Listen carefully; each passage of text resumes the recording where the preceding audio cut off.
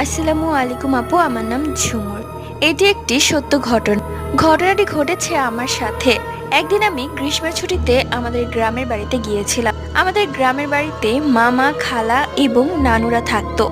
তো প্রত্যেক বছরই দু একবার করে আমাদের গ্রামে যাওয়া হতো। সেবার আমি একাই গিয়েছিলাম। মামা এসে আমাকে নিয়ে গিয়েছিল।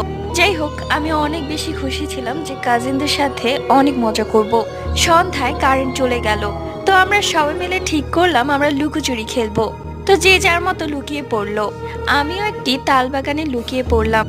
অবশ্য আমার সাথে আমার কাজিন স্বর্ণা ছিল। একটু পরে ও কোথাও যেন উধাও হয়ে গেল। আমি ওকে অনেক খুঁজতে লাগলাম কিন্তু পেলাম না। পরেই আমার গাটা কেমন যেন ভার হয়ে গেল। আমি চাচ্ছিলাম সেখান থেকে সরে আসতে কিন্তু পারছিলাম না। কি মনে করে উপরে তাকিয়ে দেখি আমার বোন স্বর্ণা তাল গাছের ওপর উঠে আছে আর শয়তানের মতো হাসছে। এটা দেখে আমি সেখানে অজ্ঞান হয়ে পড়েছি।